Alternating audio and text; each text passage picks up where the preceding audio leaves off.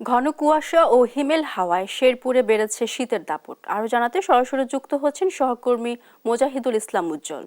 উজ্জ্বল, জনজীবনে শীতের প্রভাব কেমন পড়েছে আমাদের জানাবেন।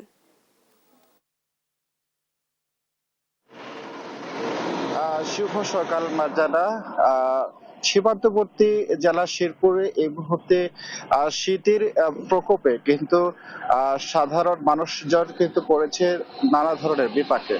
এই মুহূর্তে কুয়াশা গত কয়েকদিন তুলনায় অনেকটাই কমেছে, তবে শীতের প্রভাব কিন্তু বেশ পড়েছে।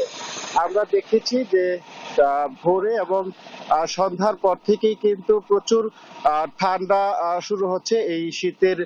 আসলে মাঘের এই মুহূর্তে কিন্তু মধ্য সময়, এই সময়টা কিন্তু প্রচুর শীত পড়ছে। আসলে এই মুহূর্তে যদি আমি বলতে চাই, এই মুহূর্তে ঠিক আমার এই শেরপুরে 14 ডিগ্রি সেলসিয়াসে কিন্তু তাপমাত্রা রয়েছে, এবং রাতে কিন্তু এর ঠান্ডা কিন্তু প্রচুর ভাবে পড়তে থাকে। এবং সীমান্তবর্তী এলাকা শেরপুরের গারো পাহাড়ের পাদদেশে যে মানুষজন আছেন, তারা কিন্তু নানা ধরনের এই ঠান্ডাজনিত সমস্যাও কিন্তু পড়ছেন।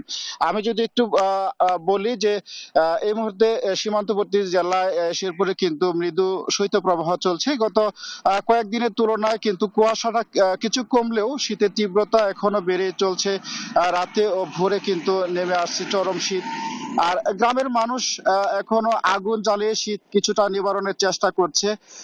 এতে করে ঠান্ডা বাহিত রোগে আক্রান্ত হচ্ছে শিশু এবং বৃদ্ধরা। আমরা হাসপাতালগুলোতে গিয়েছি এবং সেখানেও দেখেছি যে ঠান্ডাজনিত অনেক রোগী আক্রান্ত হচ্ছেন।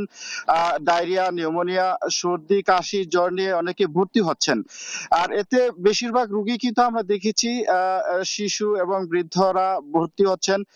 আর আমরা দেখেছি যে শেরপুর সদর হাসপাতাল সহ প্রায় প্রতিটি হাসপাতালে কিন্তু ঠান্ডাজনিত রোগীদের ভিড় যেমন বাড়ছে, তেমনি রোগীদের সেবা দিতেও কিন্তু হিমশিম খাচ্ছেন ডাক্তাররা। অন্যদিকে শীতের এই তীব্রতা যত বাড়ছে, তারই সাথে সাথে দিনমজুর সহ কৃষকরা পড়ছে কিন্তু নানাবিধ সমস্যায়। আর আপনি জানেন যে বোরো আবাদের মূল মৌসুম চলছে। এই মৌসুমে শ্রমিক সংকটও কিন্তু দেখা দিচ্ছে। শ্রমিকরা এই তীব্র শীতে কিন্তু তারা ঘর থেকে বের হতে পারছে না। আবহাওয়ার আভাসও কিন্তু দেখা যাচ্ছে যে আসলে শীত এই মুহূর্তে একটু বেশি হলেও অল্প কিছুদিনের মধ্যেই কিন্তু আবার স্বাভাবিক হওয়ার একটি লক্ষ্য দেখা যাচ্ছে। সেটি যদি হয় তাহলে আসলে এই শেরপুর সীমান্তবর্তী এই জেলার মানুষজন তারা আসলে স্বাভাবিক জীবনযাপন করতে পারবেন। এবং হাসপাতালে ডাক্তারদের সাথে কথা বলেছি, তারা জানিয়েছেন যে ঠান্ডাজনিত এই রোগীরা বেশি এখানে ভর্তি হচ্ছেন এবং তারা আসলে সেবা দিতে প্রস্তুত রয়েছেন। আর এরই সাথে আরেকটি বিষয় বলতে চাই যে সীমান্তবর্তী এই শেরপুরের বিভিন্ন উপজেলায় আমরা বিশেষ করে একেবারে পাহাড় ঘেঁষা যে অধিবাসীরা আছেন, তারা আসলে সন্ধ্যার পর থেকেই কিন্তু এই শীতের চরম বিপাকে পড়ে থাকেন শীতের কারণে। এবং তারা আসলে রাতে এই শীত নিবারণের জন্য তারা আগুন চালিয়ে তারা কিন্তু কিছুটা ঠান্ডা থেকে বাঁচার জন্য চেষ্টা করেন। আর এরই সাথে সাথে গত কয়েকদিনের তুলনায় কিন্তু এই মুহূর্তে শেরপুরে কিন্তু অনেকটাই স্বাভাবিক হতে শুরু করছে। আজ আমরা ভোরেই দেখেছি যে ঠান্ডা গত কয়েকদিনের তুলনায় অনেকটা কমছে।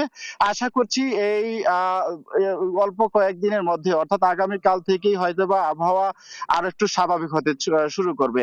তো এই ছিল শেরপুর থেকে আমার কাছে শীতের সর্বশেষ তথ্য। মার্জানা। উজ্জ্বল, আপনাকে ধন্যবাদ। দর্শক, শেরপুর থেকে শীতের তীব্রতা নিয়ে জানাচ্ছেন আমাদের সহকর্মী মোজাহিদুল ইসলাম উজ্জ্বল।